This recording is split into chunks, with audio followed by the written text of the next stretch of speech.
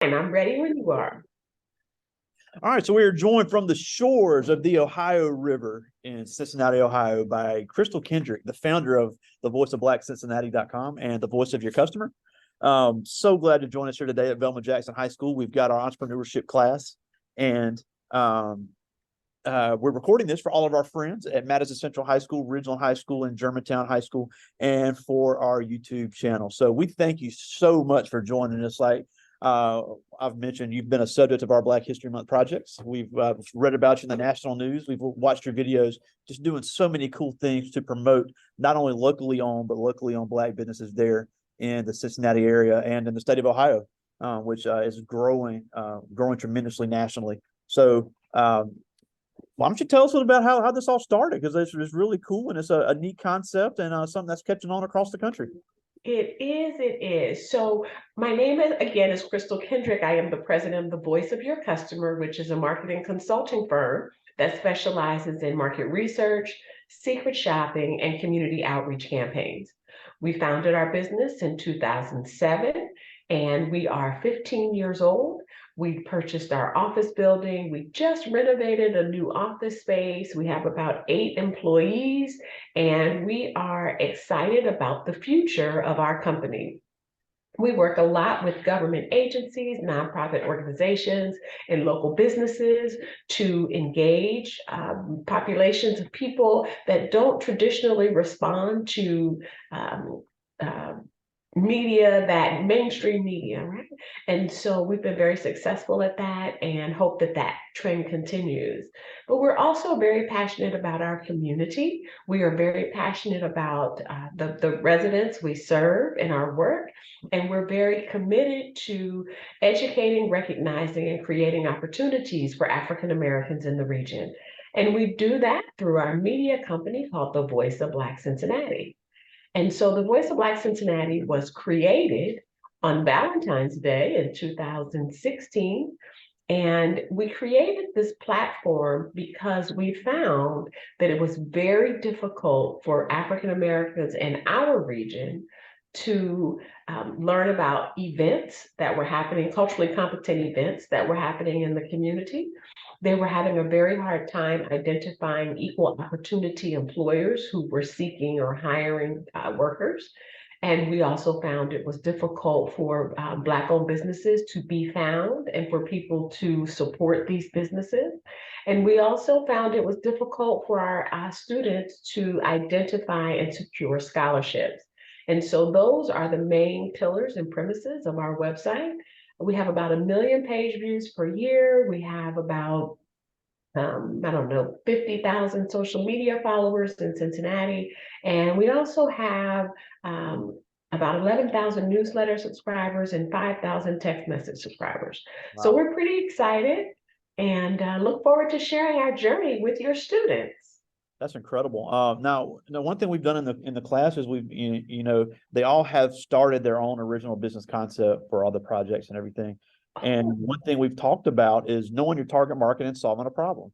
Obviously, you saw an issue in the community where, one with the events not being out, the local population not being aware. So it was a business that helped businesses, it, in both in the voice of your customer and the voice of Black Cincinnati. Because one thing we talked about, and they may not understand the importance of this, is having a mission and vision for your business. You have to have everybody on the same page. You have to be able to have your employees represent you if it's your brand. So it really sounds like that's what you've done with the voice of your customer. It really helps businesses bring everybody together so there's people aren't falling through the cracks and there's no miscommunications, because the customers, I always say, you need the customers more than the customers need you. So you have to be able to communicate with them effectively. And then it's crazy, you say, because I hear people say all the time, I didn't even know that was going on. I wish I would have known. mm-hmm. That's here in Jackson. So I can only imagine in a larger city that really is a big deal when you're covering a metro area of Indiana, Ohio, and Kentucky as well, with all the stuff going on, all the big chili stuff going on down up on the Ohio River, and all the sports and everything. It's just a menagerie of things going on. So it really seems like that was a huge problem that needed to be solved. It was a huge problem that needed to be solved, and we tried every way from Sunday to solve the problem, and we just weren't getting buy-in from others. So we decided to invest in what we knew our community needed. And we did that. And now we have investors, we have, well, not investors, we have advertisers, we have supporters. We received some grants through the COVID relief programs. And we are really growing that aspect of our business. And so my message to all entrepreneurs is you have to continue to innovate. And when you can't find what you know you need to grow your business, sometimes you have to create it yourself. Right? You can't just say, woe is me. Sometimes you have to really go out there and make things happen for yourself. Yeah, and I know you're a graduate of Northern Kentucky University right there in the Cincinnati area, but is your background in this type of work, or is this something that you learned as you went? So I have an undergraduate degree from Temple University. I have a Bachelor of Business Administration with a concentration in marketing. And actually, when I was a student at Temple University, I worked in the Institute for Survey Research. So I have been doing market research since college, my junior and senior year of college. And I've just continued that path through various forms of marketing and engagement with clients. I worked in corporate America for several years while I earned my master's degree from Northern Kentucky University in business administration. And then I launched my business in 2007. And even if you study these things, while you're in school, 20 and 30 years later, you still have to study. And one of the things I tell aspiring entrepreneurs and others is you have to stay on top of your trade, right? So I'm going to a big training next week just for me to be trained on the latest and greatest marketing, market research, and how we use these tools to move forward. So one thing I would encourage your students to do is not only do you need to learn how to be business owners and learn how to be entrepreneurs, but you also have to sharpen your skills and remain at the top of your trade game as well. Right. And I see that happen all the time. When we start our businesses, we're at the top of our trade game. We're doing it better than anyone else. And that's why people hire us to do it. But if you don't continue to innovate, if you don't continue to either create a need or solve more problems, you'll struggle to grow. So hopefully that message is helpful to your students. And I always tell people one of my favorite sayings is you never want to be the least educated person in the room, right? You might be the least experienced person or the person who doesn't know as many people in the room, but you never want to be the least educated person in the room. So you need to really keep up with that training and development in your trade, as well as being an entrepreneur. Yeah, and I'm glad you mentioned that, because one thing we have talked about, and I've talked about with several of our guests from across the country, is the importance of market research, because a trap that a lot of teenagers fall into, because we've had some young people come through this class and start their own small business while they were still in college. The problem that I see from the outside looking in is that you got to get out of the teenage mindset. You can't think, oh, a 16-year-old is going to like this. You always have to think bigger. You got to think about who you're selling to. Obviously, me and you're a little bit older than a lot of people that would be our target market in anything that's a website. So obviously, you did the research of the greater Cincinnati area of what they're going to need and how they're going to use it, and you met that need. Yes, you are absolutely right. We certainly did, and we continue to do that. You have to listen to the voice of your customer. You really do. If that's the only way you can be successful. Yeah, and another issue I see, and I talk about this with all of our guests. Another common issue I see, especially with young Black business owners, is immediately they have the mindset, I got to be the cheapest because people won't buy from me. But there's other things you can do. I know a big word I use is perceived value. If you can offer a little bit more, people are willing to pay a little bit more. If you can do just the small things to make things more convenient. Hold on one second. There's little things you can do when it comes to how you present things, what you're offering that can allow you to charge more, and therefore you're not working that much harder, but you've offered a greater product. You do. And honestly, I mean, a lot of being a Black owned business or being an African American entrepreneur is easier said than done. We do have barriers. We do have structural, systemic, and systematic challenges of growing our business. And a couple of our challenges is that we tend to create products or services that only sell to other African Americans. That's one thing. Another thing that we do is, think that we have to be the cheapest, or make the mistake that we're offering something that everyone else is offering and they should be able to pay that price. So, you really have to know what your value proposition is. And that is very important. And then last but certainly not least, most of us do not have entrepreneurs in our families, or people who work for entrepreneurs in our network, so that we can grow and observe and things of that nature. So you're right, there are disadvantages, but we do not always have to be the cheapest. You can be profitable at the cheapest. I tell everyone, the McDonald's hamburger is nowhere near the best hamburger you've ever had in your life, right? But what we know about the $1 McDonald's hamburger is it will be the same no matter where you go in the world, and it will be available, and it's $1. And McDonald's makes a lot of money on a $1 hamburger. So you just have to decide, again, what your value proposition is. And hopefully your team is doing that. And as you said about market research, it is incredibly important that you do market research. And we have to do market research beyond our loved ones. Our loved ones will tell us that anything we do is wonderful, especially our grandparents. Our grandparents think that no matter what we do, it's the greatest.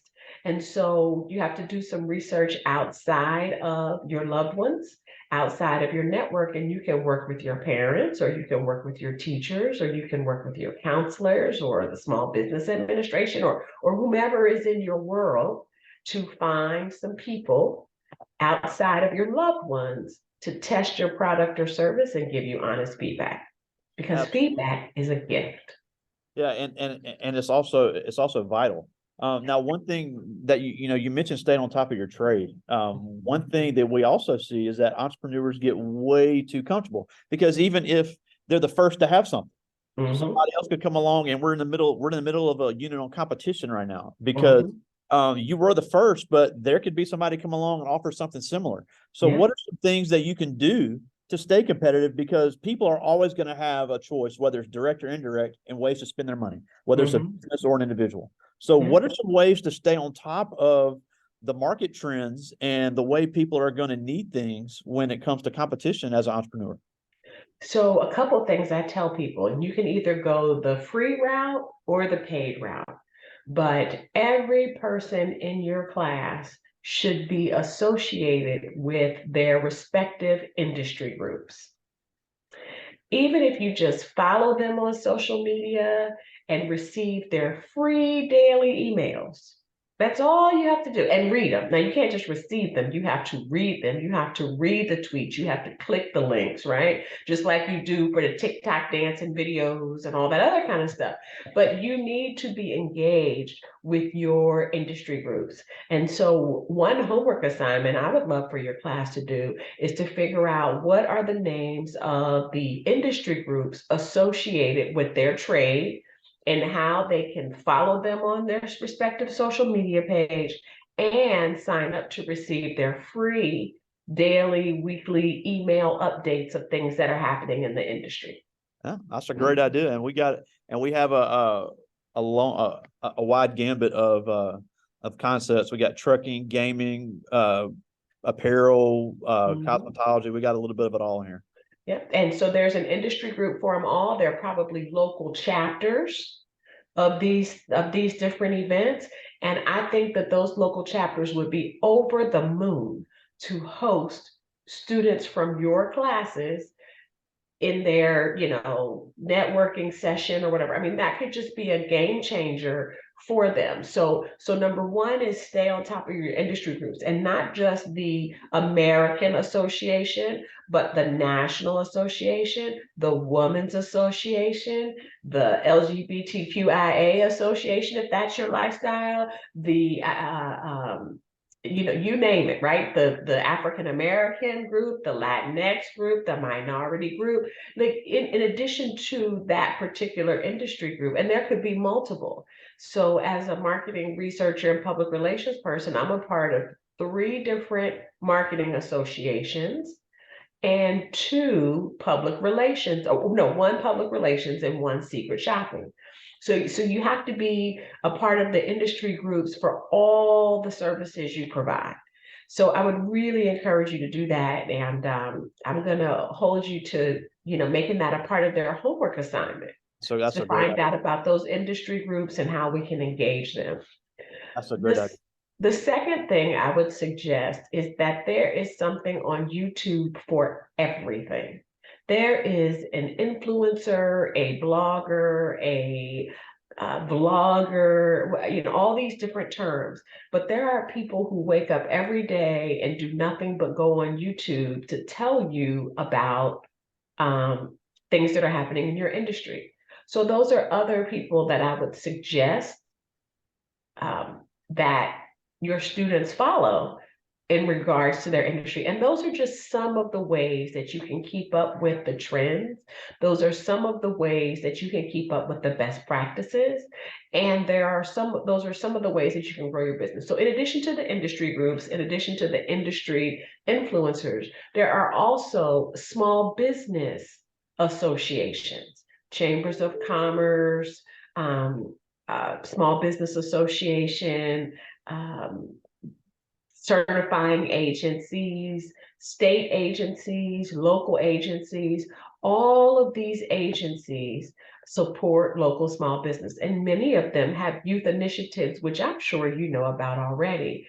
So I'm sure you're already inviting some of these people to speak to your students and all of that. But maybe we can have a partnership with some of those chambers of commerce or something, that your students can come to some classes or training or something at some reduced cost, or something, to just allow them to learn more about being business owners. Yeah, back before COVID, we were able to attend the Southern Entrepreneurship Program conference at Jackson State and at Hines Community College. It's kind of been, they're trying to get it back together, so that's hopefully something we'll be able to do next year. Absolutely. And like, it's like I always say, even if you don't want to be a full-time entrepreneur, first of all, thinking like an entrepreneur can make you a spectacular employee if you don't want to take that risk. And second, one thing that I learned, I had no idea until we started having these guests from literally all over the country. Mm-hmm. Almost no business owner we've had, with the exception of maybe 2 or 3, has been just all in full-time entrepreneur immediately. Mm-hmm. A lot of them were keeping the job part-time, or some of them were full-time, and then when they were home doing the business owner stuff. So Yeah. there's always risk involved. I think that's really good for young people to understand. You don't have to just go all in all at once. You can slowly, gradually grow. Mm-hmm. You could absolutely slowly, gradually grow. And there's nothing like slowly, gradually growing while you are educating yourself. Right. And so hopefully you are looking for work in your field or industry. Hopefully you are looking to study your industry at a higher level, whether that be a trade school, a college, a certification of some sort. And hopefully they are spending their time, either their volunteer time or their spare time, learning more about best practices and growing their small businesses. But I have several friends who, do not do this full time, but they make full time money. Yep. Because they're committed. Absolutely. They're certainly committed. Yeah, it takes some good time management, but it can be done. And it's been mind-blowing to me, but it really is quite common. Now, before I get to students' questions, I would let me love. just share this with you too. There are some videos out there for, it's called The Millionaire Next Door or The Small Business Millionaire, and the 10 or 15 things that these people do. Like, they do not spend a lot of time playing video games or watching movies on TV. They do not spend a lot of time chit-chatting and talking on the phone and sitting on the sofa. They just don't do a lot of that. They spend their time wisely on their health, on their education, on their experiences, on all of those things. And so, if you ask me, one other thing that I think the students can do is to really search out some of those videos of, the 7 habits of highly effective people and the 10 ways to be a millionaire and 10 habits that wealthy people have that others don't, and really start to model themselves after some of those behaviors. Yeah, and they don't know it yet, but in the spring, my mom always comes and gives a presentation about that and shows Chris Hogan videos about Uh-huh. about millionaire lifestyle, and it really is that the looks on their faces is always priceless. I love seeing it. Now, one thing I would love to know before we get to some of these students' questions is when you're with the voice of your customer and you're talking to these business owners, what's the biggest mistakes you see and that they're making when it comes to reaching their customers? Oh, some of the most successful outreach campaigns have been on the fringe. If you really want to engage different populations in different ways, you have to use some of the strategies and tools and communication platforms that they use. You just really have to be authentic, and you really have to know your audience to determine what that authenticity is. So the greatest challenge I see is that so many of my clients do not have diversity in race and thought and lived experiences at the decision making and creative tables. They might have somebody at the admin table, they might have somebody in sanitation, or we're just talking numbers, right? Overall numbers. But when I go in and sit with the decision makers, I see very little racial, ethnic, educational, and lived experience diversity. And until you bring those people in, and until you give what they say a try, right, then you can struggle. So that's the biggest challenge we see, is they look through the room and they say, oh, I see ethnic diversity, racial diversity. There, I hit it. I see men, women, I see gender diversity, I see, lifestyle diversity, and I see racial diversity, because I can see that. But if what you see and their lived experiences might not be the same. And so that's what it is. You have to have that diversity of lived experiences, and you have to trust them. They may not talk to you the way you're accustomed to it, or they may not think the way you do. We all know that, what do they call it? Relatability equals credibility. So we Absolutely. have to break that paradigm, that we have to be, relatable in a way that allows us to move the needle forward in our goals and objectives. Absolutely. Well, I All do right, have, let's get to the children's yeah, I questions. got some questions. These are all seniors. Oh, seniors, Yeah, okay. all seniors. The first one is Octavia Johnson, and she asked, "How do you define success as an entrepreneur?" Octavia, thank you so much for asking that question. You know, I can say your revenue, I can say having more revenue than expenses. But, success for us is when your employees are happy, when your contractors are happy, and when your customers are happy.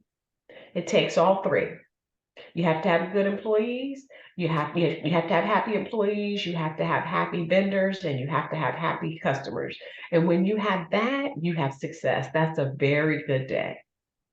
Yeah, and I think, and when you have all that lined up, the profit takes care of itself. Oh, absolutely. And the referrals take care of themselves. Mhm. This is Brian Perry, and he asked, "How do you define, or how do you determine your target market?" Well, thank you so much for asking that question. Is it Brian? Yep. You said Brian. Okay, so Brian, it is the key to understand your target market. We work extensively with government agencies and nonprofit organizations. And what we know about those individuals is that they are typically middle managers. They've typically been with their agency or department for 20 years or more. They tend to be more women than men. And we just know the rules around doing work in a public environment through public bid process. So I would suggest that you really have to think about who your target audience is, or your priority population, as I like to say. Target isn't my favorite word. But what I would suggest is that not only do you think about their consuming habits, but you think about their demographics, right? Where do they socialize? How do they think? What is their background? How long are they typically on their job? What do they like to do in their spare time? If you learn those things, it's much easier to sell to them on a regular basis. Yep. And it's also much cheaper to keep regular customers than it is to get new ones. Oh, yes, indeed, it is. I think a lot of people don't understand that, but it is much cheaper to build customer loyalty, have them keep coming back, than it is to go out and find new customers. Now, that's not to say you don't try to find new customers, but keeping the ones you have is paramount to a business success. This is Nia Charleston, and she asked, "What was it that made you want to start your own business?" So a lot of people dream of becoming an entrepreneur and, running their own show, as people say.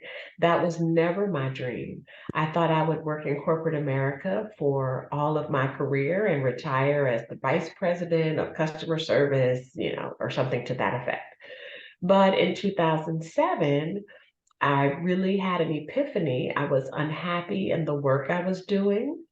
And this is true for everyone, I was a very good customer service representative. I was outstanding at helping my clients, and I loved the work I did. So the next step for me was to become a supervisor. Well, that wasn't too bad because I still got to work with the clients, and I had a good team of people, so things worked out well. But when you become the tier two manager of 70 or more employees, now all of a sudden you spend a lot more time doing human resources and a lot less time doing the work that you love. And so I decided I did not want to grow my career in corporate in that way. And I just started doing my own thing. And it became a very successful venture. And I'm glad I did. There are definitely some challenges and some ups and downs, but at the end of the day, it has been a tremendous ride. And I look forward to coasting into retirement through the voice of your customer and continuing to help people help themselves. Yeah, and you're extremely humble because, like I said, you've made national news more than one occasion, just with all the great stuff you're doing. So it obviously was a great idea and a great risk that worked out. Absolutely. This is Justin Clerk. He asked, "Was there ever a time you felt you could have done better on a specific project?"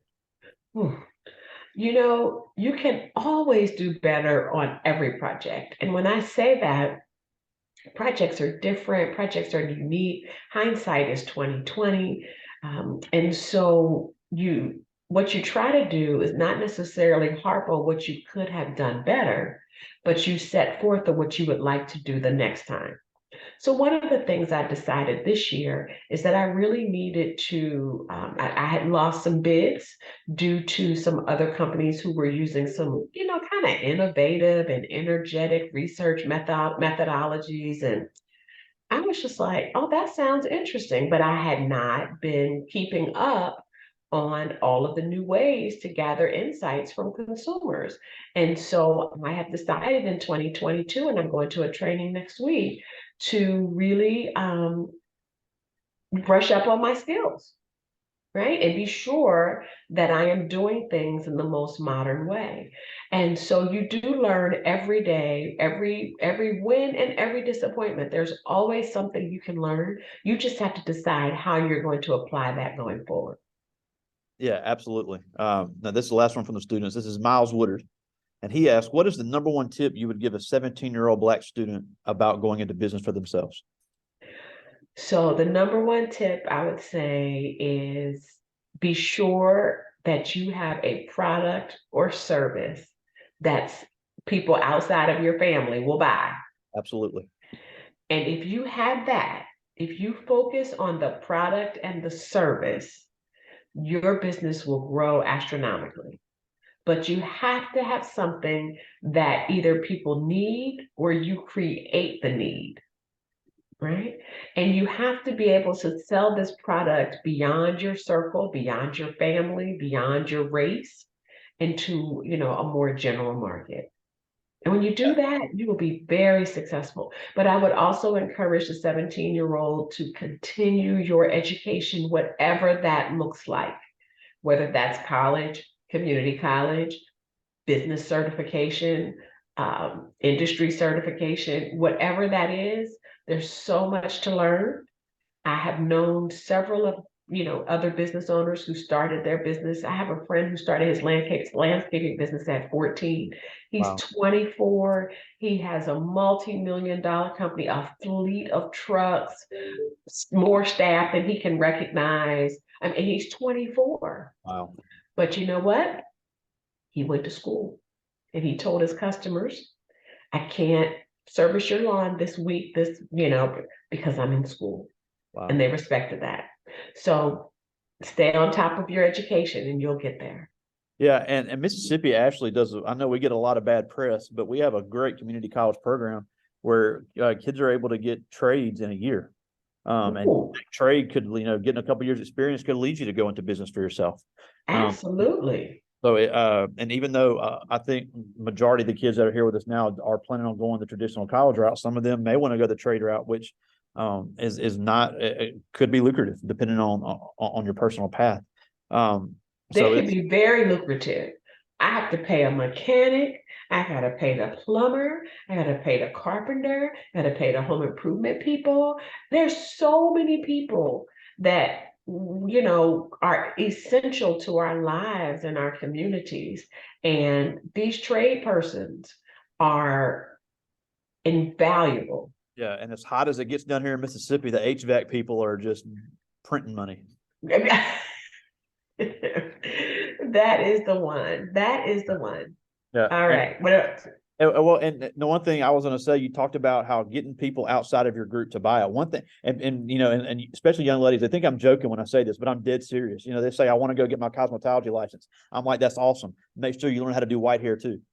Oh, absolutely. Or you got to do that, or you have to do theater hair, or you have to do modeling hair, that kind of stuff, or movie hair. Like you got to be able to do period hair, all those other kinds of things. It is very difficult to make a living only serving. Let me say this: it's not hard to make a living. It's hard to create an empire. Yeah. Right? We're here to create empires. It's hard to create an empire if you're only working in one traditional field or one traditional service.